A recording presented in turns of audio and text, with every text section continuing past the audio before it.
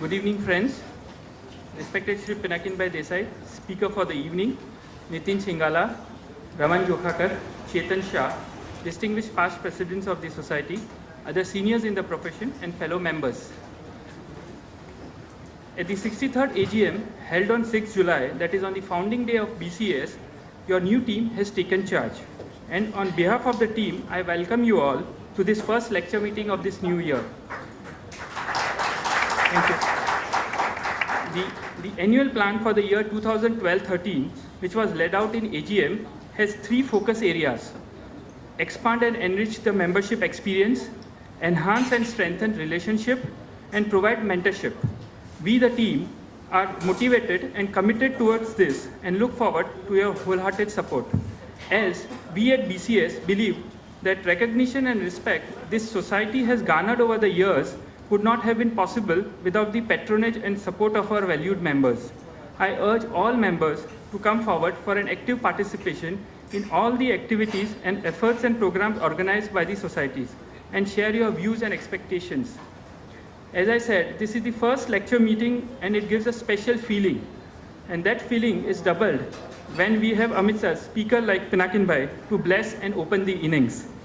I would introduce Pinakin Bhai in just 2 sentences. He was the president of the society in the year 87-88. He is a partner with Ernst & Young, heading the tax knowledge and solutions group. But with the permission, I would also attempt to share the feelings which everyone carries for Pinakin Bhai. 3 P's makes a person successful: patience, politeness, and perfection. And all the 3 P's characterizes Pinakin Bhai. The 4th P in his name makes him respectable. Today, Pinakin Bhai will take us through various recent controversies in cross-border taxation. In an international structuring, tax implication is a major consideration. More than the incidence of tax, the certainty is important. Of late, on account of some of the aggressive stance taken by the Income Tax Department on some contentious issues, the uncertainty of tax implications on cross-border transactions has increased. Vodafone is the classic case in the point. In Finance Act 2012, many sections dealing with taxation of non-residents have been amended with retrospective effect, which has far-reaching effect. As a result of the same, we may see cases of many SSCs being reopened.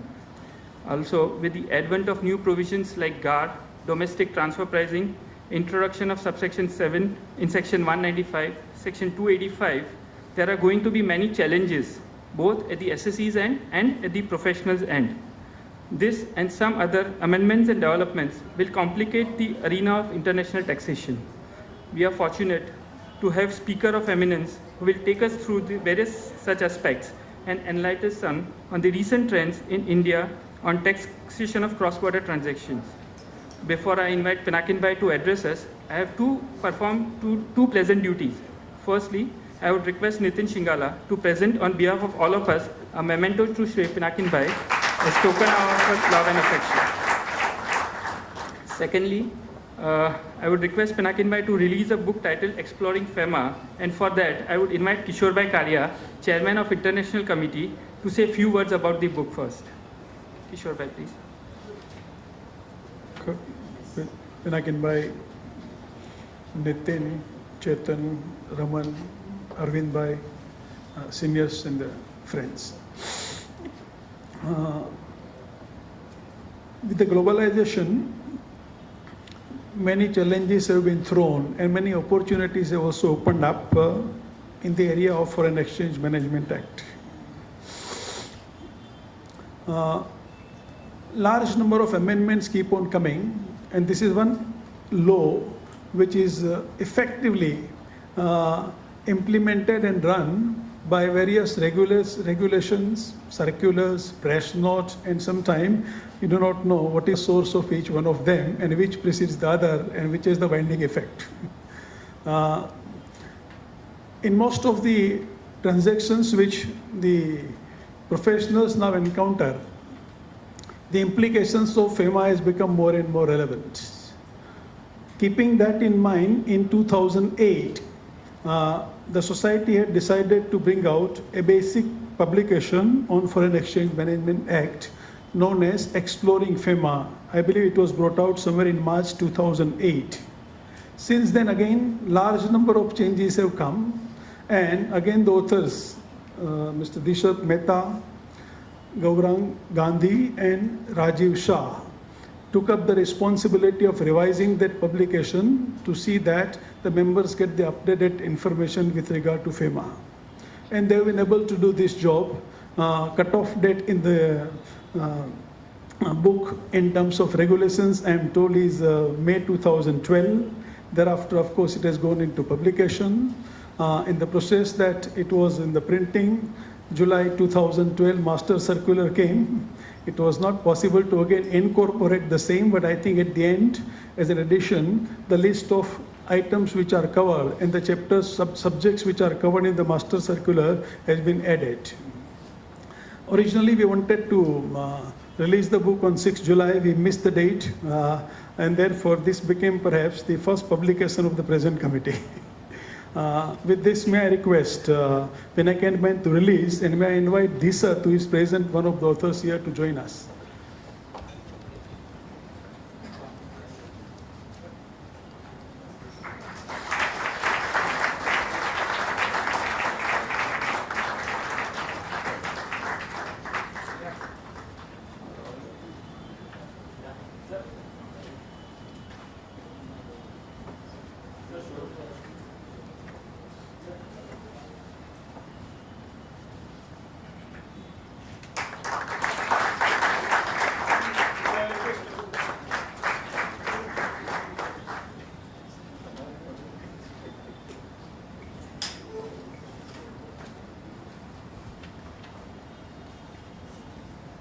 The President, Mr. Deepak Shah, all other good friends on the dais, Shri Arvind Bhai, the other past presidents of the society, and my dear other friends. Congratulations to the new team at the outset, and I am happy once again to be part of this particular function of BCA. Deepak, in his opening remark, mentioned about the recent changes, the recent controversies, and about certainty in tax law. The only certainty which you will have throughout the course of more than an hour today would be uncertainty, because I am likely to touch every subject which today is not only uncertain, but highly uncertain. So the only title which we can give, and which has been appropriately given, has been recent controversies, because there are controversies alive. We don't have answer thereto, and any answer that you give can work out to be the correct answer until there is a better answer or until the answer is reversed.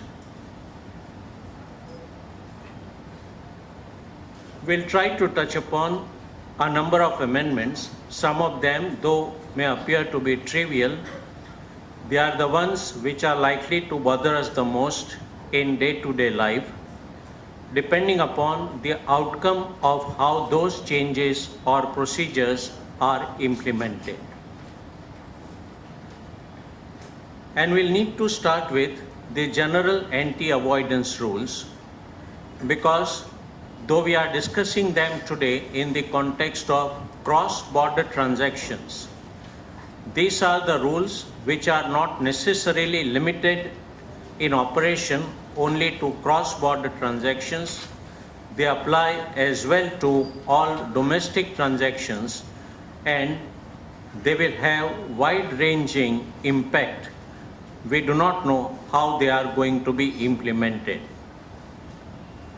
Going by the quality of administration that we have, going by also to some extent quality of some taxpayers that we have, the mindset that we have, and some of the associated practices, this is an additional weapon which the tax department has, and it's likely that enormous difficulty may arise unless these measures are implemented honestly, with integrity, with a purpose, with an objective.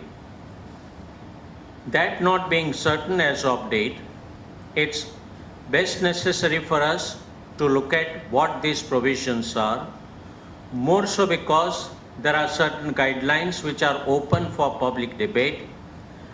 Not only the society, but each one of you might like to associate yourself with suggestions on these guidelines so that at least the guidelines can be considered to be more effective. Now let's look at overview of GAR. What is the general anti-avoidance rule? And today we are told that if there is any arrangement, the main purpose whereof is to obtain the tax benefit, and together with that, if it is found that one of the four ingredients is present, then the whole arrangement can be considered to be a GAR-prone arrangement. Arrangement has been defined to be a transaction, a scheme, a design, an operation, or the like. So that has been worded very, very widely. Arrangement should be to obtain a tax benefit. That's an objective test. So if the main purpose is to obtain a tax benefit, which may not be very, very difficult to prove unless there are certain guidelines which make it clear that GAR should be applied only when there is an abusive practice, only when there is a colorable device, only when there is a camouflage or the like. So unless we have some clarity that a guilty mind should be present before even you can enter the chapter on GAR, until that happens, it may only appear to be an objective test. Let me give you an illustration which is an extreme. We are told that any transaction which reduces total income can be considered to be resulting in a tax benefit. Does it mean that each and every expenditure which is incurred, including innocent expenditure on salary paid to the staff, can be considered to be resulting in total income? After all, it's a drain on total income. To that extent, I am not in a position to report income which I would otherwise have done, and therefore can the officer come up and say that salary payment is for the purpose of obtaining a tax benefit, it results in tax benefit. Will I have to then explain that, look, the main purpose is not to explain the tax benefit? So this is one extreme example of correlating a transaction with a tax benefit. But if we have a rider which is available, it is only in a case where there is an abuse or a colorable device or a camouflage or the like that you enter the GAR chapter, you may not even have to explain that the main purpose behind salary payment is not to reduce total income but something else. We are told that the main purpose either of an arrangement or a part of an arrangement must be to obtain a tax benefit. And I think this was necessary to be provided, and world over it is provided. Let's try to illustrate an example. Supposing I am interested in selling a particular asset, and that asset is likely to give to me substantial capital gain, and if I know that I earn that capital gain income, there is likely to be huge tax liability. What I may like to do will be that if I transfer that asset a day prior to the ultimate sale of that asset in favor of one of the relatives on whose file there is capital loss which is awaiting set-off or adjustment, and thereafter if the asset is sold by that relative, the capital gain may get transferred to that file, can be adjusted against the capital loss which is sitting on that file.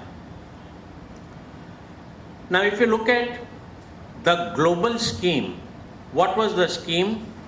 That I wanted to exit from a given asset in favor of an outsider, and that purpose was a bona fide honest purpose, and at the end of the scheme, that is what I am achieving.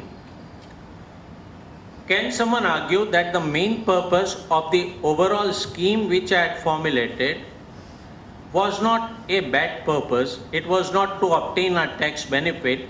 I really wanted money. I wanted to get out of that asset, and therefore main purpose is not to obtain a tax benefit. The law also will probably hint you to the same thing.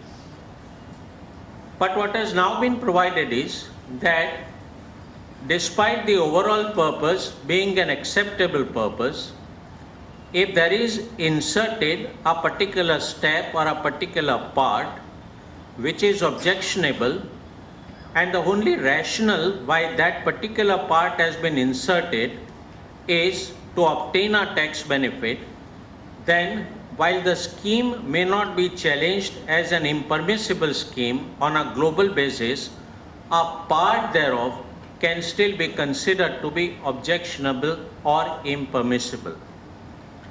And in fact, this is not something new. That is exactly what had happened in case of McDowell. That in McDowell, a person wanted to sell the goods, but he sold goods in a manner whereby excise duty got avoided.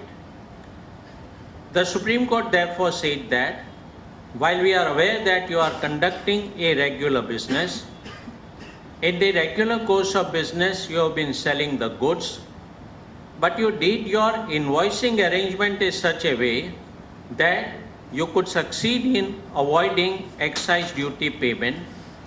It is that particular step of formulation of invoices by this abusive methodology which, according to the Supreme Court, was not permissible. And GAR provisions are codifying what exactly to that extent the Supreme Court mentioned. Together with that, one of the four ingredients will also need to be satisfied. So even assuming that an arrangement is to obtain a tax benefit, still that's not the end of the matter. It can still happen that if all the four ingredients are satisfied, the transaction will still be considered to be a permissible transaction and not an impermissible transaction. Now, what are we told on GAR? We are told in the chapter on GAR that GAR is to be used in addition to and in conjunction with other anti-avoidance provision. In Income Tax Act, we already have a number of anti-avoidance provision like dividend stripping, sale and leaseback, Section 93, transfer of assets in favor of the non-resident outside India, and the like. In addition to all of them, GAR will continue to operate. Specific anti-avoidance rules will also continue to exist, and GAR will also alongside therewith continue to exist in addition to the SARs. Treaty benefit will now be subject to GAR. GAR does not say that treaties will not apply. GAR does not say that treaties are inundated. What GAR mentions is that if as a result of GAR a conclusion is reached, namely that a treaty country entity has been interposed as an abusive measure, then in that case, benefit of treaty may not be available. If it is not abusive, benefit of the treaty will continue to be available. If GAR were to mention that a particular income must be considered to be interest income and not capital gain income, treaty benefit will still be available, but the article on interest will apply, article on capital gain will not apply. So treaty benefit will be subject to GAR.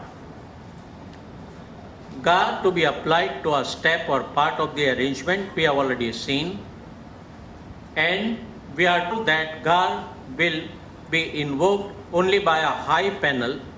A commissioner will forward the proposal to the approving panel, and thereafter GAR jurisdiction can be assumed. A number of consequences can follow, and it's here that people are extremely worried. Depending upon what the transaction is, consequences may follow. But unfortunately, in the examples which we have on a GAR guideline, which has been recently published, there is no correlation between how they read the transaction and what will be the consequence. The guidelines are absent on what will be the consequence and what principle will be applied in order to determine that if these are the features, then the appropriate consequence will be so and so. There are a number of consequences which are listed, and together with that we are told that in addition to this, AO can also determine any other consequence which he considers to be appropriate. And this can turn out to be most dangerous. We are also told that AO can deny treaty benefit or deny tax benefit as he considers to be appropriate. And this will be even more dangerous because we do not know how AO will be reacting. We may not have time to go through each consequence, but let's take one or two examples. One of the consequences is that as if impermissible transaction has not been entered into at all. To my mind, how will this be an appropriate consequence? Say for example, there are two people, they enter into a transaction on 31st of March where A sells the product to B on certain terms, and thereafter on 1st of April there is a reversal of that transaction.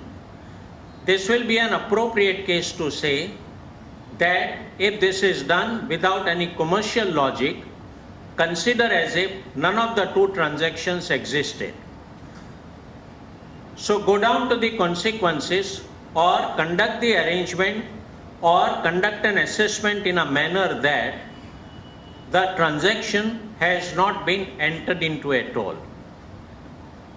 But the other example which we just touched upon, where I have transferred the shares to my relative because he has capital loss sitting inside on his file and thereafter he has sold, there a probable consequence could be AO may say, it may treat as if I sold directly, or he may say that in the hands of the other party, tax benefit will be denied, set-off will not be permitted against this particular income if he were to fall back on the general consequence power which he has. But today we do not have concrete guidance, and I think they can't provide perfect guidance, but there is not even an effort which has been made, not a word about what is the consequence and why that particular consequence. And let's just touch upon an anecdote as to what may happen if you don't check on what the consequences are. The story of Andy and Sandy, where Andy's horse is not well, and he knew that Sandy's horse also was not well day before, and therefore he goes to Sandy and checks up that what had you done when your horse was not well. Sandy said, I had given castor oil to him. Matter ended there. Andy comes back and gives castor oil to his horse. The horse suddenly dies. Andy again goes back and tells Sandy that, look, you said to give castor oil, my horse has died. Sandy said that my horse also had died, but you never checked up what happened to my horse. So until you check what the consequence is, you may not have a feel of what this particular provision has in store for you. The last bullet, I think, is interesting, and there is absolutely no clarification. That to whom will GAR apply? And will it be limited only to the parties who are parties to the abusive arrangement, or can it affect the third party? I have made payment as a payer for a certain transaction, and in the hands of the recipient, GAR has been applied. I had not deducted tax at source based on the facts which were given to me, but the facts turn out to be different. Based on the documents which the assessing officer verifies, he comes to the conclusion that in effect shares never belong to this company but belong to somebody else whom I just do not know, not even a group company. In such a scenario, will I be visited also with Section 163 and tax withholding liability as a consequence of GAR? Can a consequence trail can come up to the tax deductor is an open point which we have for the time being. The draft guidelines, and the President did refer to this. On 28th of June, we have draft guidelines. We have time available to make representation. We'll go into the details of what these guidelines are to some extent. And why the guidelines are important would be that Section 101 says that GAR will be applied in accordance with the guidelines and subject to such conditions and manner as may be prescribed. So guidelines will be prescribed, conditions will be prescribed, manner will be prescribed. We are aware of the rules being prescribed, but we now also have guidelines which will be prescribed for GAR. And what is the mandate of these guidelines? Will it have force of the law? Because for the first time we have a section where we are told that this chapter will apply in accordance with the provisions of the guidelines. So legislature itself is aware that some meaning will be given to the guideline in order to interpret this particular chapter. It is hence that we should be watchful about the guidelines, and all of us must have a look at the guidelines to see what we can contribute by way of representations. Everyone is aware of his own facts. No one is aware of the global facts. No one can verify what can be different situations and transactions. So if you have any particular transaction which is unique in nature, then in that case it may be brought to the notice of the authority, and I am sure society also must be working on representations on the guidelines. The guidelines are saying that monetary threshold will be provided, but we do not know what that threshold of tax benefit will be. So beyond that level only GAR will be applied. Small cases will need to be outright ignored. There are internal and administrative time limits which are sought to be prescribed, but they need to be adhered to, otherwise they may not have any sanctity. But more important is, guidelines are suggesting that GAR provisions will apply to income accruing or arising on or after 1st of April 2013. Now take for example that there is a company formed in Mauritius, and I am saying Mauritius because that is something which is the most talked about, and I think we have started respecting Mauritius because that has been the only country which till date is reported to have offered 2 islands to the government of India by way of a gift if GAR provisions are not introduced. And I think all those who have set up companies in Mauritius, they will be given certain packages that for some days in these islands you will have a free trip available at the expense of the Mauritian government. So that's the only reason why I might refer to Mauritian company more often than any other country. So if supposing a Mauritian company was set up to buy the shares, and that was done say 10 years back. Now you bought the shares, they are lying there. You do nothing. But shares are sold after 2013. What will be protected? As per the guideline, a transaction of sale after 2013 will be subject to GAR. And let us be honest, this also is the international practice. It is not as if that internationally matter is looked at so differently, barring 1 or 2 exceptions. What is the concern today of the people by and large? That will you protect me in respect of the companies created in the past? Will you grandfather the past transactions and the effect of the past transaction, or will you grandfather only the income which is arising up to 31st of March 2013 and any income thereafter, though it might be having a nexus with a step taken earlier, will also be covered by the GAR provisions. The only argument in favor of grandfathering the past could be that if I did something in the past which as per the law in force in India as on that date was not tax avoidance, according to the Supreme Court, I was entitled to do it and it was not tax avoidance. Can you now consider it to be in the nature of a tax avoidance and punish me only because I am practicing tax avoidance? And what is the tax avoidance? That you established a company in that jurisdiction.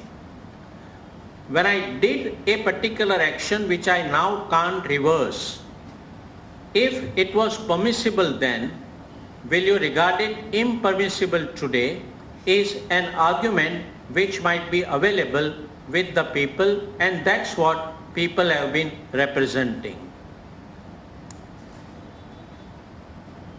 Now what are the other items on the draft guidelines? Guidelines make a mention that GAR is nothing but codifying substance over form doctrine.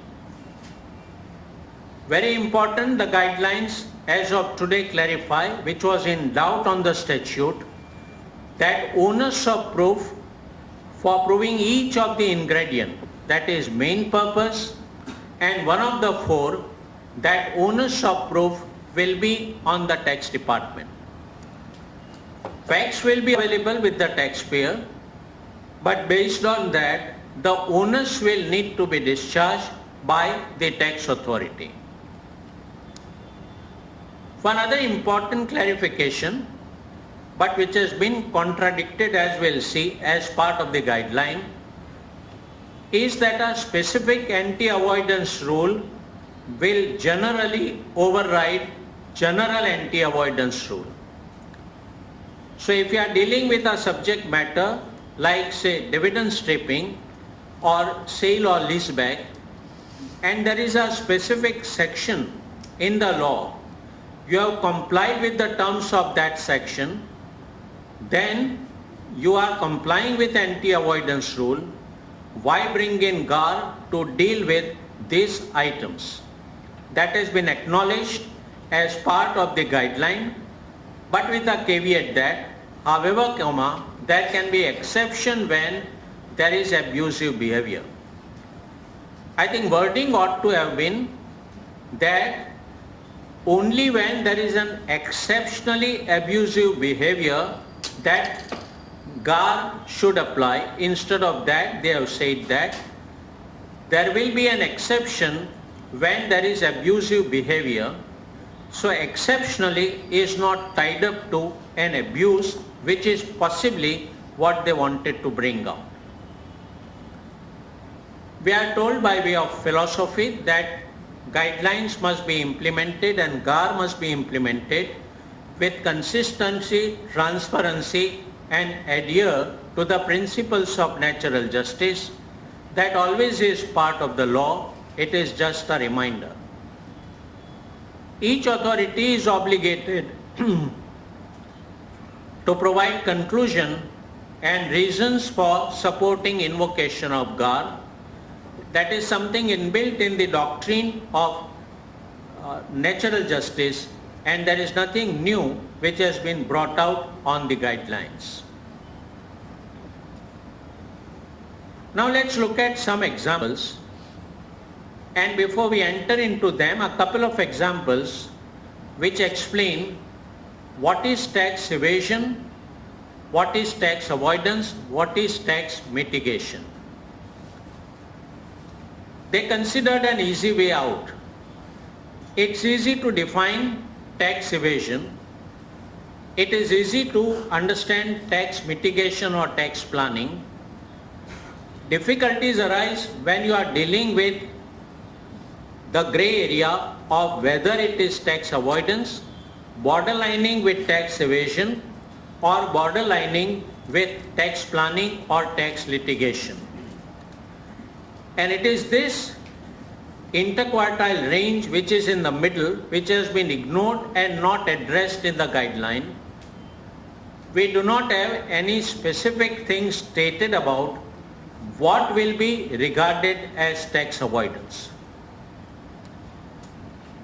Tax evasion, we are told, if there is illegality, suppression or fraud, it is tax evasion. Fair enough. Tax mitigation, let's look at examples given. That if you are setting up a unit in SEZ area, then it is tax mitigation, and you have complied with all the terms and conditions of SEZ Act, then it is tax mitigation, fiscal incentive. We will not invoke GAR. GAR could not have been invoked. But this example would have gained significance if they had clarified and explained that we want to respect the choice principle which is available with a taxpayer. That if there are two ways in which a taxpayer can accomplish a transaction, then a taxpayer must have freedom to decide how he will complete his transaction. If I want to set up a unit, it is for me to decide where to set up that unit, and you don't need any protection of law for that. I cannot be asked a question why I sold an asset and did not go in for an exchange, why I sold the shares of a company instead of selling the assets of the company and then distributing dividend. I had a choice available, but we have currently a missing gap where this particular choice principle has not been expressly acknowledged. If that is done, quite a few of the items of litigation will be eliminated. We will be in a position to cross the bridge little more easily. The second example we'll deal with when we come to some other slide. foreign institutional investors, and this has become a bone of contention. And this is reflective of that when you make a provision which is a very strict provision, and when you find out that it's likely to hurt you in turn, then you start compromising on the principle itself. And really, they are still struggling with what should be done in order to appease, if I may say so, quote unquote, the foreign institutional investors. What should be the provision? One will have to wait and see. And there is a likely risk here that if they come out with some solution and make it applicable to FIIs, then under the law, it is quite possible somebody else will say that you can't discriminate between this particular institution and any other institution or any other taxpayer. Equally, the same principle should apply to me as well. Now let's look at some examples.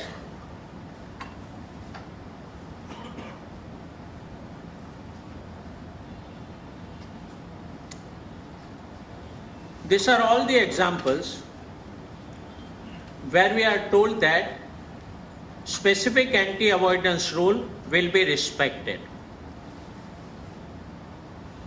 There is an example where we are told Indian company has a foreign subsidiary, dividend is not received.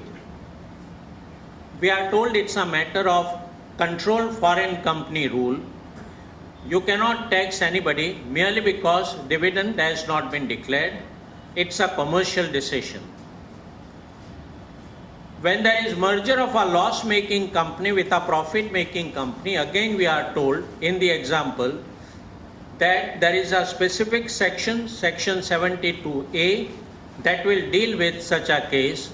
It's not a matter of GAR.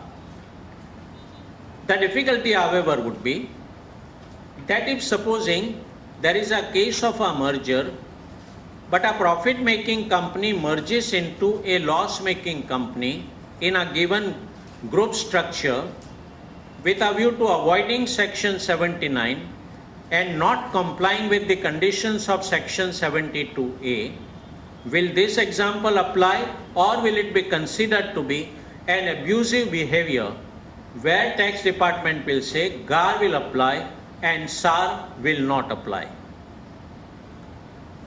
Borrowing funds from connected person versus issuance of capital.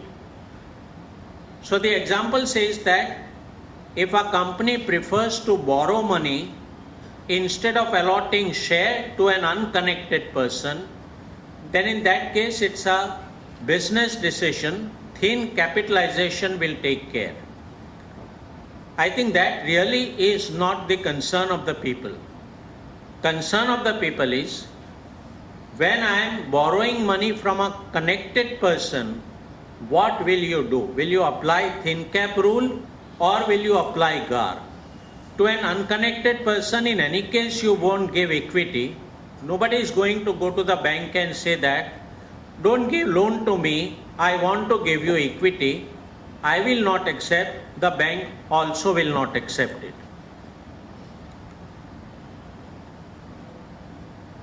Then we come to another example which deals with a Singapore company. Now it's here again, we know India-Singapore treaty, there is LOB clause, limitation of benefit clause, and what has the example said? Question which is bothering people is that if there is a Singapore company complying with the test of LOB, that is limitation on benefit clause, will you accept that Singapore company to be a good company for the purpose of treaty benefit? Will you raise any question to such a Singapore company as well? Or will you consider that LOB will be regarded as a SAR, specific anti-avoidance rule? I provided whatever that I wanted to as part of India-Singapore treaty. Now I don't want to overload a condition of anti-avoidance. That is what is bothering the Singapore companies today.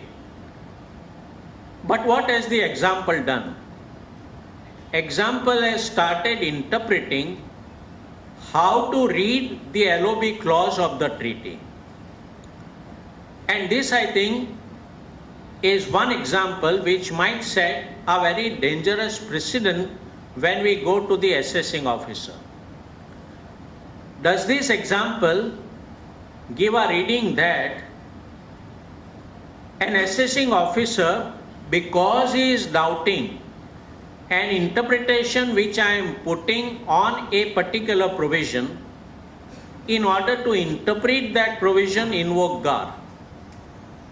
Take for example, there is a controversy. I am taking a very simplistic example. A controversy is that for the purpose of section 54F or 54, will two connected houses with different municipal limits but occupied by the same family, genuinely connected, will it be considered to be one residential house, or will it be considered to constitute two different houses? This is a controversy which is available.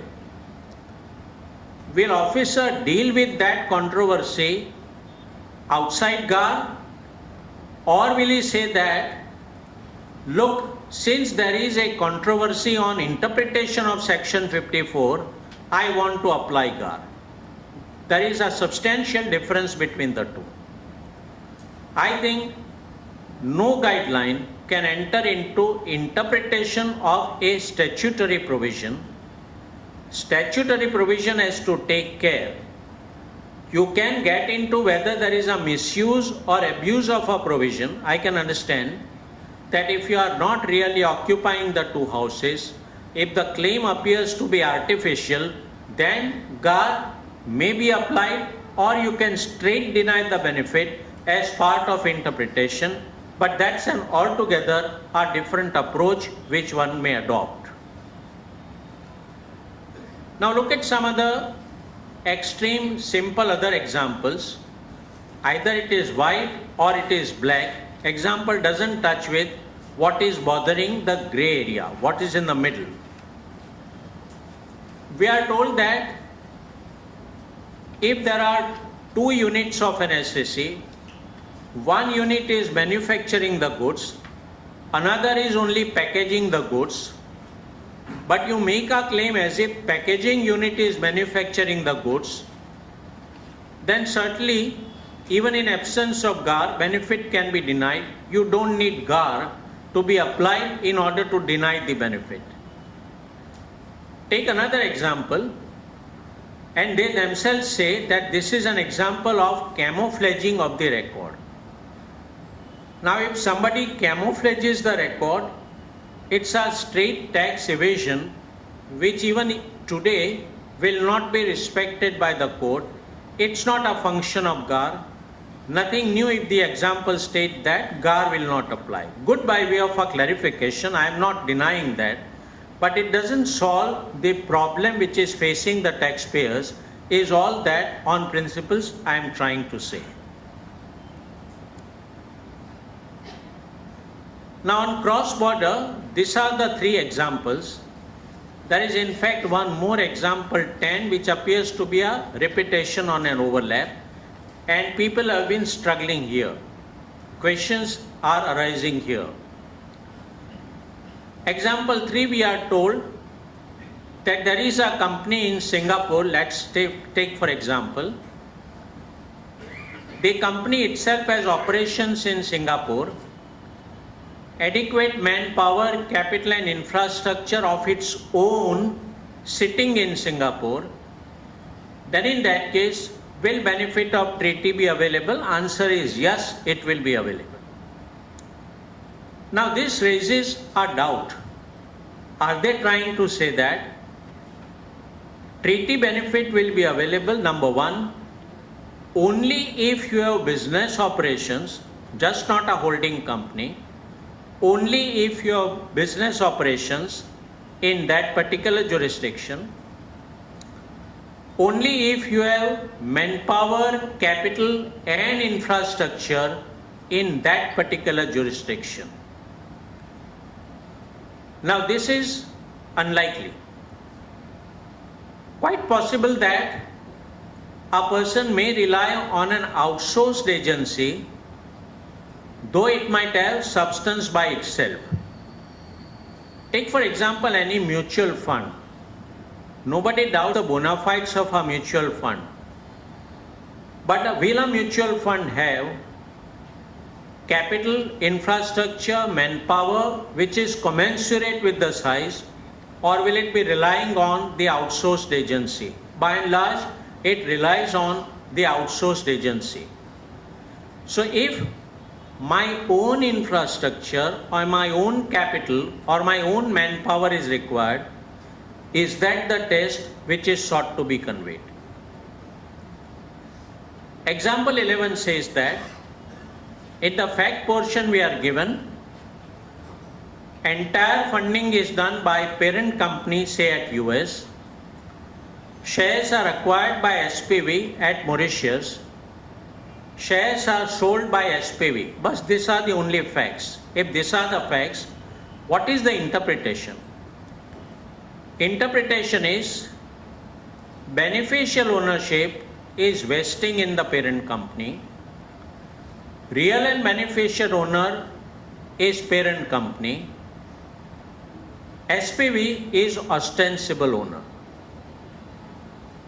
I can understand if they were to say in the fact portion that on evidence beneficial owner is the parent company, real owner is the parent company, but a precedent which might be set will be that in all those cases in which entire funding is by the holding company and shares are acquired by SPV, it must be presumed that SPV can never be beneficial owner or can never be real owner of the shares. And it is this which I think is not correct. Take also an example and connect up with example 3. There are multiple jurisdictions, particularly in the mining sector, where you might be in a position to get mining license, only one license per company. And if I am applying for say 10 miles, I must necessarily have 10 companies in that particular jurisdiction.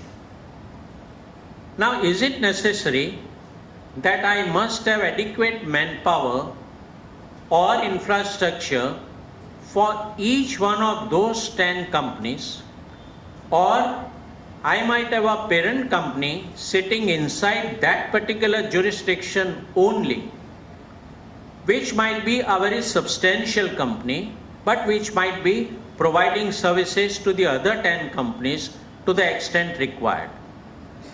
Will this be a GAR-prone arrangement or will it be outside GAR? That again is a question mark which is left behind. We refer to the choice principle and just have a look at this.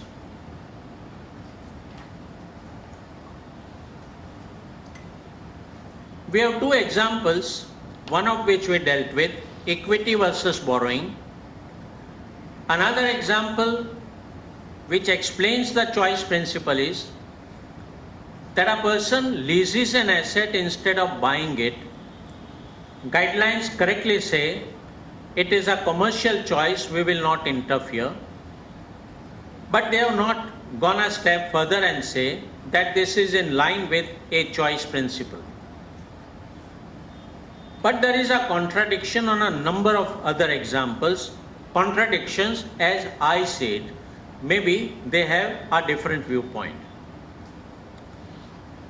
In one of the examples, we are told a company practices buyback instead of declaring dividend. Now, will it be commercial decision or is it always a tax avoidance or a tax evasion? They have taken certain facts which facts are very blatant facts. So a taxpayer will say that only when all the conditions of this example are fulfilled, you can apply this example. And an officer will say that this is just an indicative example. Look at the conclusion, facts can vary. And depending on that, our fortunes will vary, our miseries will vary.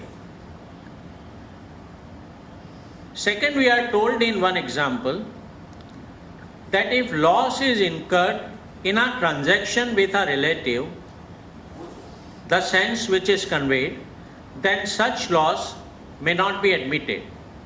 GAR can be inquired into.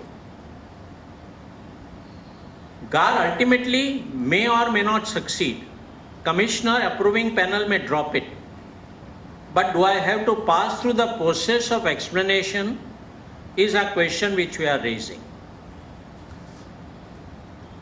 Is sale in favor of a relative a prohibited transaction? I think no. It may be that if I have, as a matter of fact, lost value on a particular security, if I want to transfer it to a relative and he keeps it as it is, he has the funds available to pay to me, I receive the fund, I enjoy the fund, why should loss not be admitted to me? Liquidating a company with a view to avoiding capital gains is a sense which we are getting. Is it a commercial decision or not a commercial decision? And the last is assignment of a loan by one banking company in favor of another, that there is one person who negotiated the deal and thereafter he transferred that contract to another banking company, and the banking company, the assignee, goes ahead with the transaction. Now there is much to be said about this particular example. There are commercial reasons and consequences which arise out of this. Who has supplied the fund? The other company supplied. Who is taking a risk? The other company is taking the risk. On a transfer pricing, the person who negotiated is merely getting a commission for negotiation. He doesn't want to undertake the risk. Why should he be forced to undertake a risk is an open question which remains unanswered. And therefore there is need for representation on some of the points, and a couple of them, we have covered some others. Couple of them is that notional taxation is not permitted by GAR, needs to be clearly specified. Can a director of a company be asked a question that you are not drawing remuneration from a company, and therefore it must be presumed that you want to avoid tax, I want to charge you to tax in respect of deemed salary income.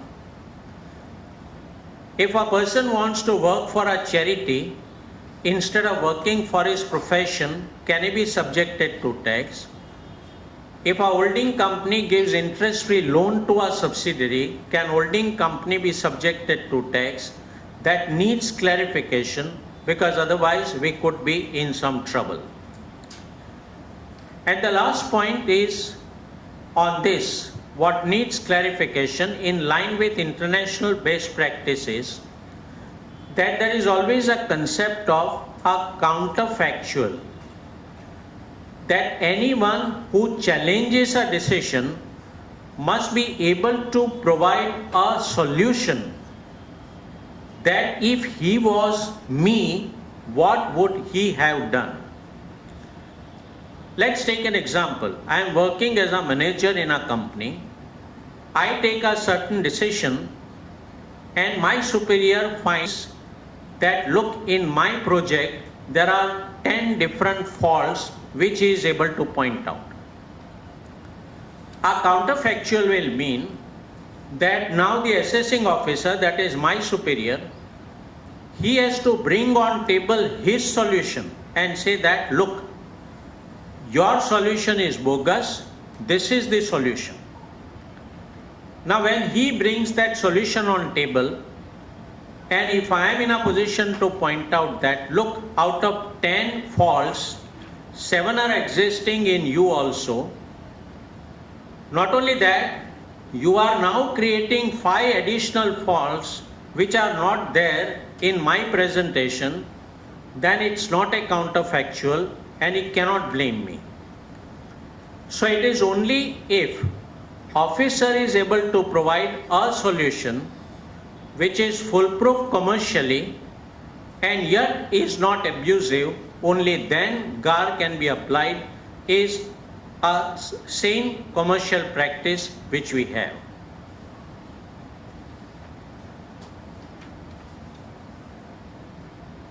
Now let's look at the other aspect of indirect transfer, and maybe we'll take some of the slides touching indirect transfer.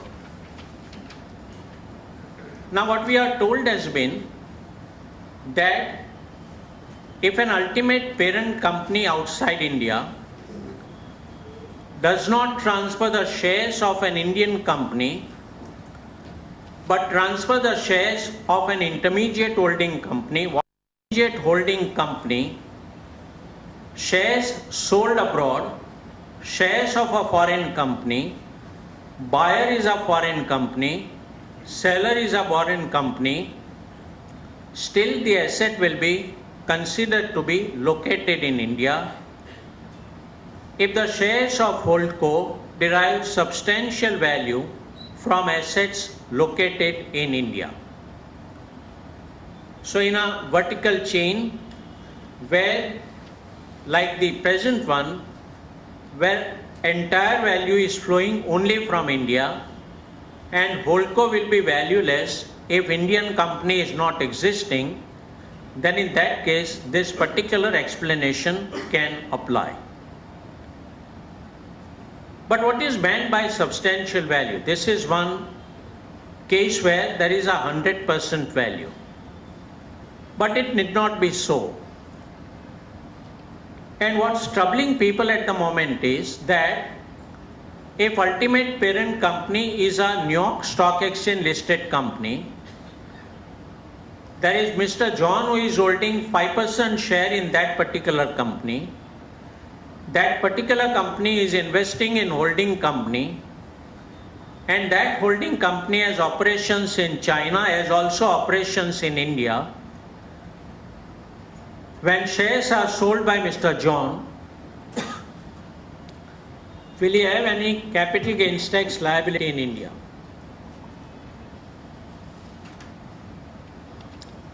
The Holdco is deriving value from India substantially, then answer is John has to pay tax in India on shares which are transacted on the stock exchange in New York.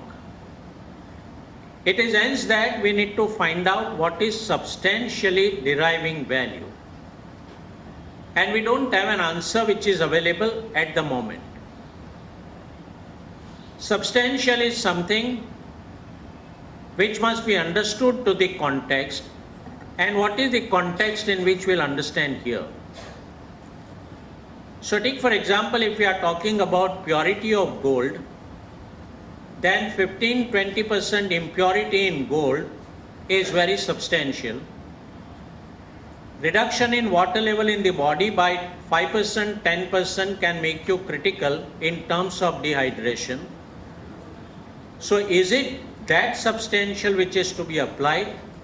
What is the test to be applied? Is it 20, 50, 75, 76, 90? And unless we have clarity on this, we might have substantial difficulty in ascertaining what is substantial value. What are the unintended effects of any such provision? And a clear exemption provision that we look at. We are told in the law today that when there is merger of one foreign company with another foreign company, then foreign company 1 which is merging into foreign company 2, will not have any tax liability in India. This is based on the philosophy of Indian law that when there is a merger, there is extinguishment in the hands of EPCO 1 of the shares of Indian company.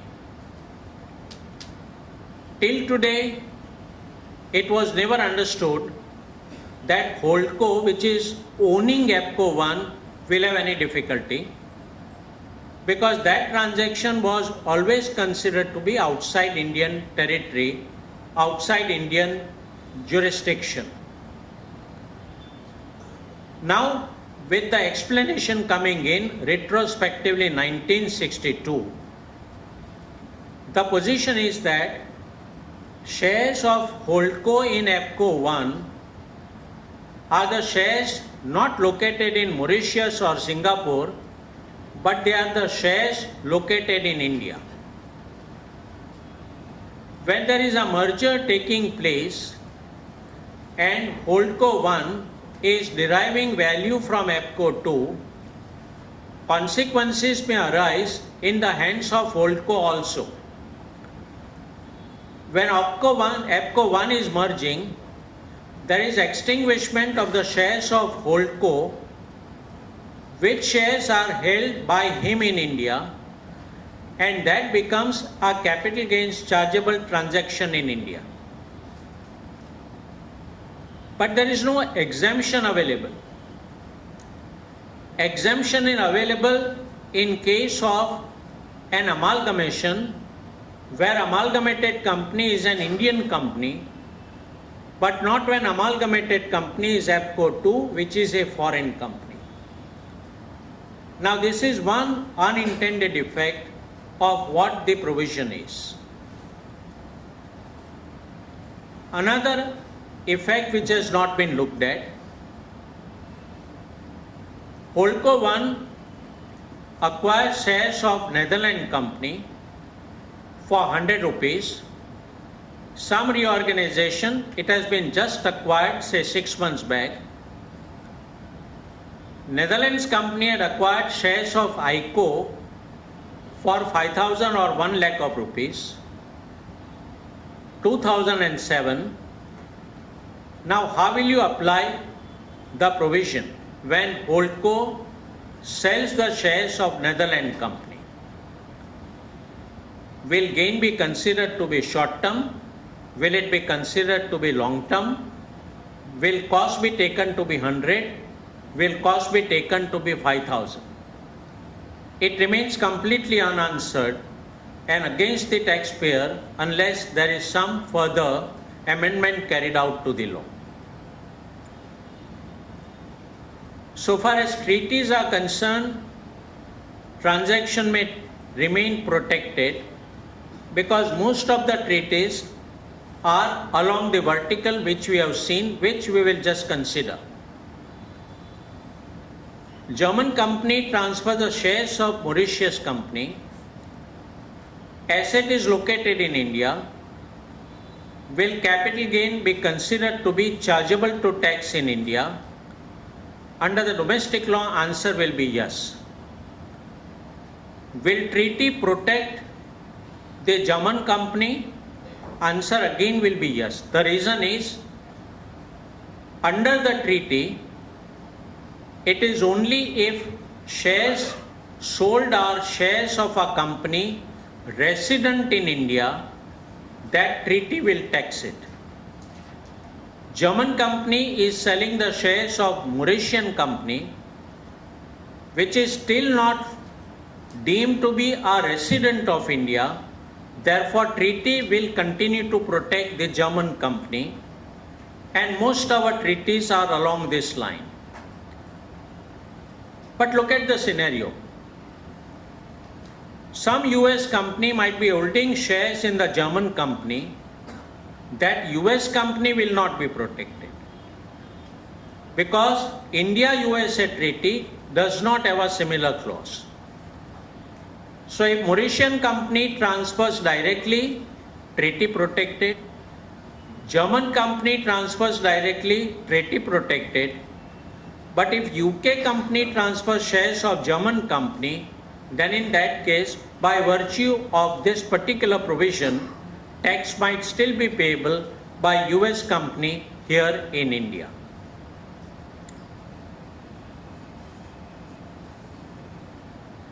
Let's come to this, a very debatable point. How far will this explanation go? We have another amendment carried out in the last budget where we are told that reassessment of income which is in relation to a foreign asset,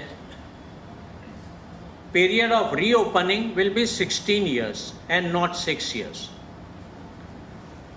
To whom does that provision apply? And will it apply to an indirect transfer? So, supposing 12 years back, US company had transferred the shares of a Mauritian company and value was always derived from an Indian company. Since we have a retrospective amendment dating back to 1962, even 12 years back, that transaction, let's assume, was chargeable to tax. Can an assessing officer now say that whenever you are deriving income in relation to a foreign asset, there is a 16-year period available for reassessment, therefore US company should be assessed to tax in India? Now, in some other administrative jurisdiction, people would have thought that no matter what the law is, it will not be implemented in a manner which does not appeal to logic. But unfortunately, we cannot assure that when it comes to India, very unfortunately. And therefore, such questions which may appear to be hypothetical, they do arise. While my own personal view of the matter will be that once on a deeming fiction, share of a Mauritian company is regarded as situated in India, it becomes an Indian asset and it's not a foreign asset at all.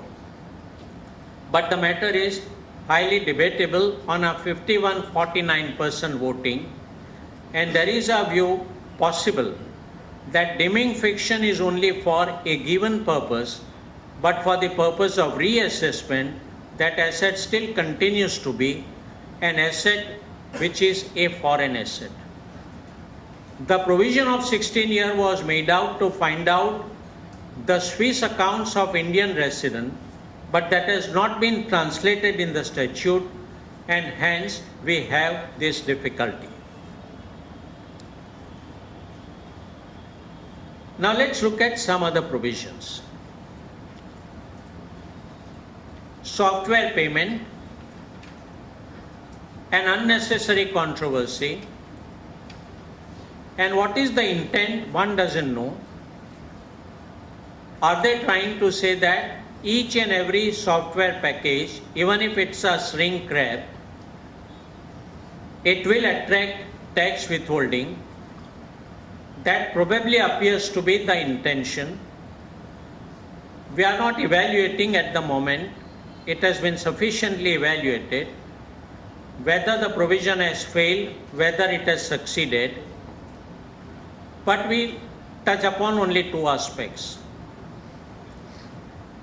One is that there is no change so far as treaty position is concerned, and therefore, if prior to the amendment, by virtue of our treaty, an amount was not chargeable to tax and there was no tax withholding, the same position will still continue even after the amendment.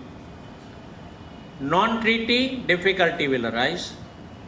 Domestic transaction, very unfortunately the difficulty will arise, because the very same explanation may apply to section 194J, but this is something which you may like to evaluate, because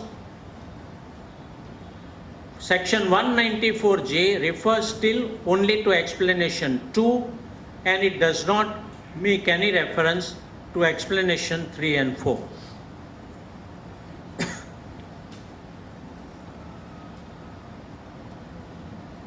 One other interesting fact has been that tax department till date has not deducted any tax in respect of the software packages which have been purchased by the tax department. And therefore, if you happen to be prosecuted on account of the tax default, probably you can expect some good company available inside there in order to understand the law a little more closely. Domestic transfer pricing. This is going to be a big issue, and the points which we need to clarify here would be that while apparently it may appear that international transaction and transfer pricing applies to foreign companies, domestic is restricted only to domestic players, it may not be so. There could be some interplay or a disconnect between the two. What are we told on our domestic transfer pricing provision? That if a transaction is not an international transaction, it can be regarded as a domestic transfer pricing related transaction. So anything other than international transaction fits within a domestic transaction. Questions which have arisen are, number one, that under Section 92, parties become associated enterprises, a precondition for an international transaction, provided the shareholder is holding 26% shares, say in an Indian company. If a foreign company is holding 21% share in an Indian company, it is not an associated enterprise. If it is not an associated enterprise, it is not an international transaction as well. For a domestic transaction, the limit is 20% shareholding. So, a foreign company holding 20% share, can it or can it not be regarded as subject to domestic transfer pricing? By definition, I would feel yes, it is, because it is not an international transaction. Second, for Section 92, a director of a company is not to be regarded as an associated person, at least a single person, because it might be possible to take a view, which has been taken by everybody, that he by himself is not a person who is in control and management of the company. Board, yes, but not a director individually. But for the purpose of domestic transfer pricing, by status a director is getting covered, and supposing therefore there is a non-resident director who might be getting salary not from the Indian company, he is getting salary from the foreign company, but since that foreign company has got permanent establishment in India, and if a part of that particular remuneration is getting allocated to the permanent establishment, Section 48 to trigger might capture such a transaction as well, is a sense which is prevailing. So on account of a disconnect, you may find that domestic transfer pricing might have a little wider range. Taxation of foreign dividend. A concession which has been given, bring dividend back from a foreign subsidiary tax will be payable at the rate of 15%, but the scheme has not taken off. Principal reason has been that if there is an Indian company which might have borrowed money, and having borrowed money, if it is invested into this subsidiary, today it is in a position to enjoy interest expenditure as a tax deductible item. We are told on section 115 BBD that if you want to avail of 15% concessional rate, expenditure will not be allowed. And on a trade-off, you may find in very many cases that the expenditure incurred might be a relatively higher figure as compared to the benefit which you are expecting. They in fact might be waiting for the period of a concession to get over before dividend is actually brought in. MAT has also not been relieved, so effectively 15% as it is becomes a 20% rate.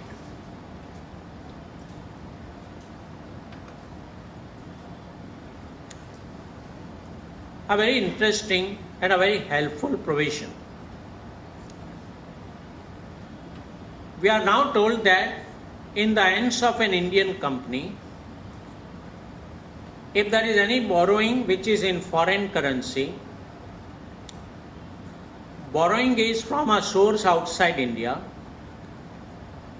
borrowing is between 1st July 2012, period has already now kicked in, to 30th of July 2015.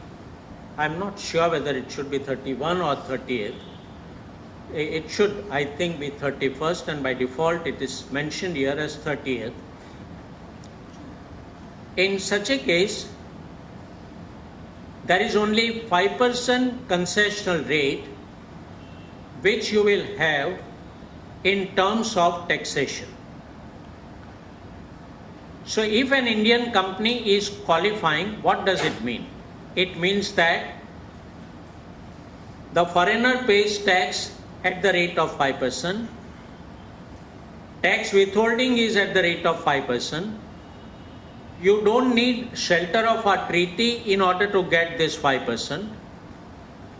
Indian company can deduct the totality of the interest expenditure and save tax on the interest expenditure. You may not have to pay dividend distribution tax because money is not flowing by way of dividend, money is going by way of interest. 2 points to be noted here. Borrowing has to be between 1st July 2012 to 2015. So if supposing there is an agreement signed earlier, but the drawout of the money is during this particular period, will it qualify? If we are referring only to this particular condition, answer would be that most likely it should qualify. The reason is that if we go back to some of the other provisions of section 10, subsection 15, a distinction has been drawn where some provision says agreement has been signed during this period, another provision says borrowing is effected during this period. This particular provision appears to fall in the second category, and therefore there is a likelihood that you may get the benefit. But we'll have to wait for some time. What is the reason? One of the conditions, the condition number 4 which you will read here is that agreement has to be approved by the central government, and interest rate should also be approved by the central government. Not only that, it has to be approved in this behalf. What does it mean? That there must be an approval specifically for the purpose of section 115A read with section 194 LC. Now in FEMA, you don't need each agreement to be approved. There is a general approval. But that approval does not satisfy the test of in this behalf. And it's very likely that in a week or two, we might have some instruction clarifying this, whereunder, in line with FEMA, whatever that has been approved under FEMA might be considered to be as approved under this is what we hear in some of the quarters, but we'll have to wait for this. One more question which is arising is that this relates to borrowing. FEMA makes a distinction between FDI and ECB. So will our borrowing be equated with ECB, or will it as equally apply to FDI? And this will be relevant when we come to the CCDs, because they are construed as FDI for the purposes of FEMA. One more simple looking provision, not very seriously noticed, but which can play a havoc, will be that some of the cases and classes can be notified where instead of remittance based on a CS certificate, we might be told that taxpayer may have to go to the tax office and have his tax liability determined, even if the taxpayer considers that amount is not chargeable to tax.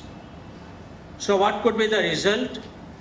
You go to the officer takes a view that according to him it is chargeable, according to him treaty is not applicable. Before you therefore make a remittance, you might be required to withhold tax at source. You might be in a hurry to make a remittance. You will therefore make a remittance after withholding the tax amount. We'll have to wait and see how this particular power is being employed, but there is a possibility that it might be deployed in a manner which I am suspecting today. A very healthy provision, but there is a very big snag and difficulties are therefore arising. We are told in the last budget that if there is any long-term capital gain on unlisted security,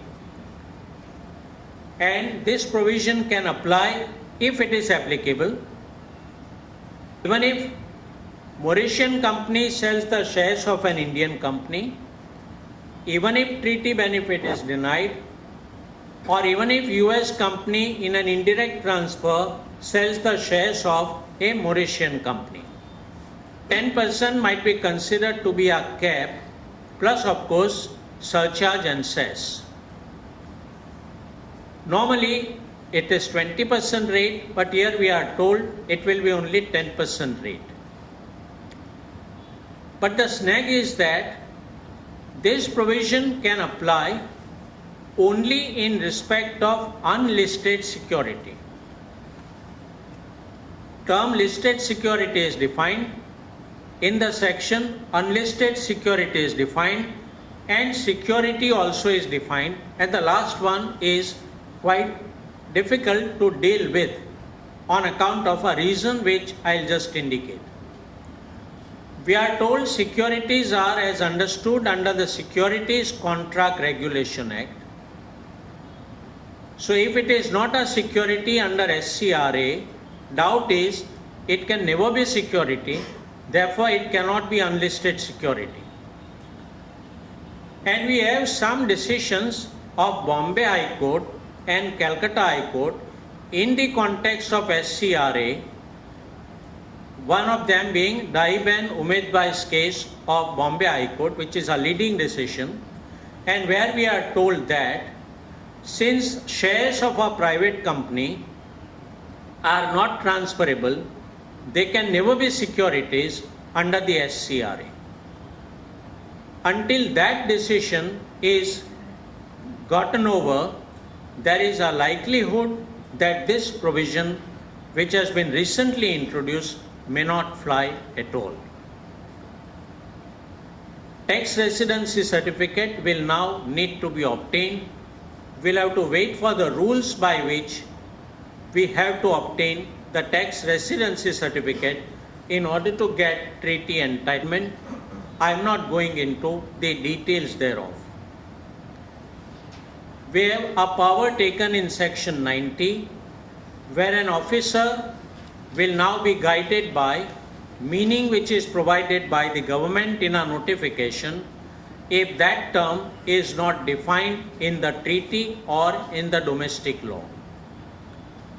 And we have another provision, a matter of procedure but a concern for the people, that a liaison office is now obligated to furnish certain statement. The details called for are so enormous that people are frightened about how to fill up this form, how to fill up these particulars.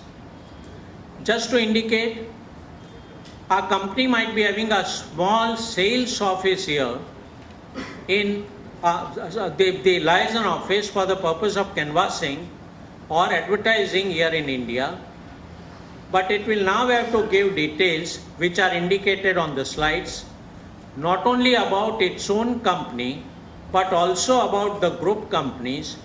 And about the group companies, we are told they have to give details including of the nature of activities of group companies. So if there are 20, 30, 40 different group companies, details of each of them might be required to be furnished, which is something which is bothering the people. So we have the provisions today. They are very far-reaching. People are extremely afraid of how they will be implemented.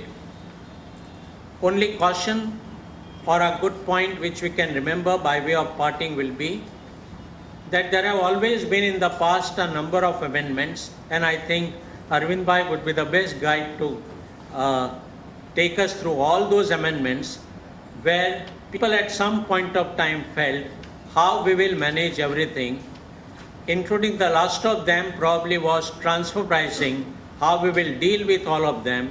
When tax audit was introduced, the same feeling which we had. When McDowell doctrine was being implemented, we had the same feeling, but we have been able to stand the test of time. Maybe, I think we have some other provisions today and will certainly stand the test of time. Thank you very much.